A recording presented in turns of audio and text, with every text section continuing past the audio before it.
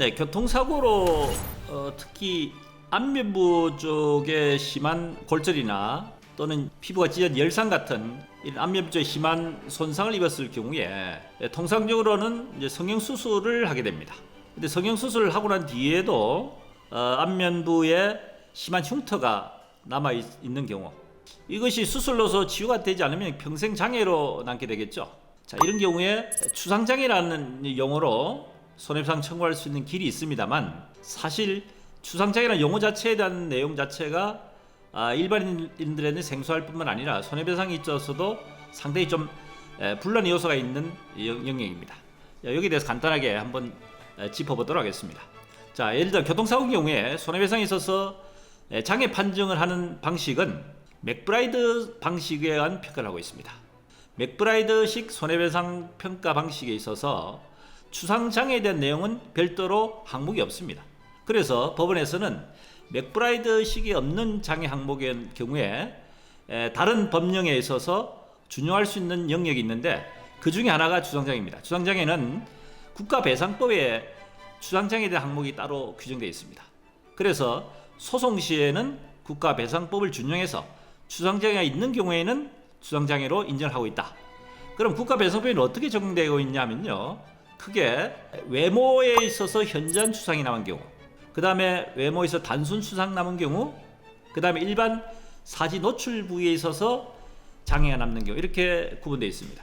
그래서 국가배상법을 적용한다면 7급에 있어서 현저한 추상장애가 장애율이 60% 장애로 평가되어 있고요, 단순 추상인 경우에는 12급을 해서 15% 지급률을 장애율을 적용하고 있습니다.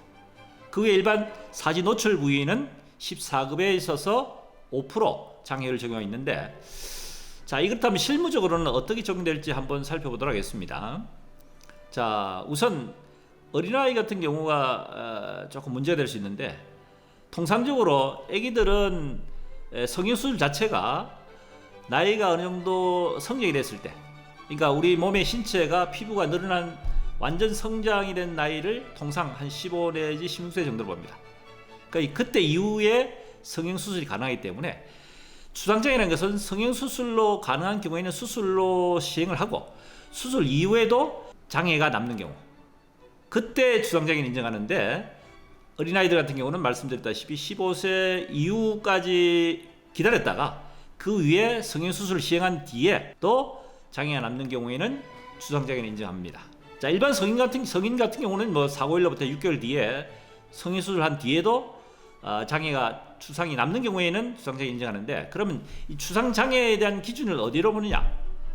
통상적으로 다른 사람이 봤을 때 그 상대방 그 당사자의 얼굴 외모에서 나타난 그 흉터가 타인에게 혐오감을 줄 정도의 상태다. 사실 이 혐오감을 준다는 상태 자체에 대한 개념 자체가 어떻게 보면 좀 추상적일 수 있는데, 일반적으로 대면에서 한 2, 3m 정도의 거리에 있었을 때 상대방 얼굴을 봤을 때 얼굴을 찡그릴 정도, 그냥 대면에서 봤을 때는 상대방에게 뭔가 외부에서 풍긴 이미지 자체가 좀 직접적으로 대면에서 바로 보기에는 좀 민망할 정도의 상태, 이런 정도의 상태를 혐오감을 주는 상태다, 이렇게 봅니다. 사회활동하는 데 있어서 직업에 따라서 성별, 나이에 따라서 사실 이 외모라는 것은 굉장히 중요하죠. 근데 불구하고 맥브라이드에는 장애평가가 없기 때문에 결과적으로 법원에서는 이제 국가배상법이라는 적용을 하는데, 이 국가배상 적용 항목 자체도 굉장히 어떻게 보면 굉장히 타이트합니다. 사실 외모라는 것이 사회활동이 굉장히 중요한데 불구하고 실질적으로는 엄격하다는 이야기입니다. 자, 그렇다면은 어떤 그 규정을 어떤 식으로 정하고 있는지에 대해서 한번 살펴보도록 하겠습니다. 자, 일반적으로 외모라고 하면은 그냥 단순히 생각하시 안면입니다. 안면, 얼굴을 이야기하는 거죠. 근데 얼굴 외에 목 부위 자체, 목까지도 이걸 외모의 범죄에 포함시킵니다. 자, 그렇다면 현저한 추상이라는 범위는 어디까지로 규정하고 있냐면은, 우리가 그 손바닥을 폈을 때 이 손바닥의 절반 정도의 면상 반응, 흉터가 손바닥 절반 정도의 면상 반응이 안면 얼굴 쪽에 있는 경우, 또는 길이가 적어도 10cm 이상의 선상 반응, 길이가 13cm 선상 반응 경우, 또는 얼굴 조직의 함몰, 함몰이라는 것은 이제 그 뼈 골절되면 가지고 움푹 들어가는 경우죠. 함몰 부위가 약 5cm 정도의 함몰을 일으킨 경우, 이런 경우에는 우리가 현저한 추상 이렇게 보고 있습니다. 그러면 단순 추상은 어떻게 보냐면은, 단순 추상은 손바닥 크기를 기준했을 때 4분의 정도의 가로 세로의 반응, 또는 길이로 따졌을 때는 5cm 이상, 길이가 5cm 이상의 선상 반응, 또는 조직의 함몰로 기준하자면 한 2cm 정도의 조직의 함몰을 기인 경우, 이런 경우를 추상, 단순 추상장애로 봅니다.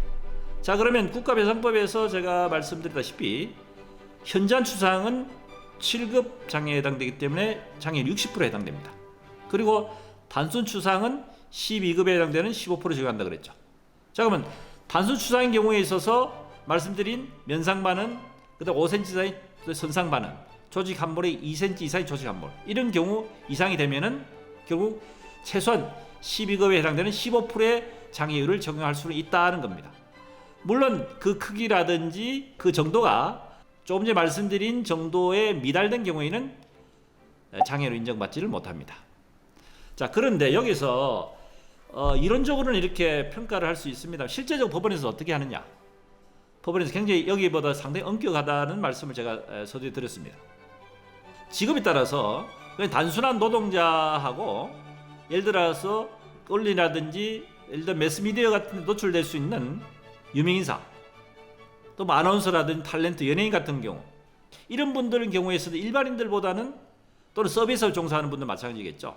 일반인들보다는 훨씬 더 외모에 있어서의 가치가 높이 평가돼야 됩니다.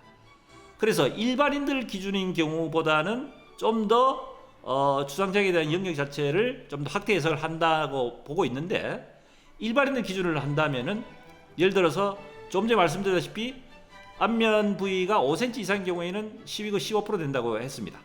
그런데 사실은 신체 감정 의사는 이론적인 그 기준 잣대에서 평가를 하지만은 실제 법원에 있어서는 추상장애를 인정하는 데 있어서는 실제로 12급 15%에 해당됨에도 불구하고 법원에서는 직권으로 15%를 다 인정하지 않고 경우에 따라서는 5% 또는 10% 이렇게 법원의 직권 판단에서 장애를 인정하는 것이 현행 실무의 입장입니다.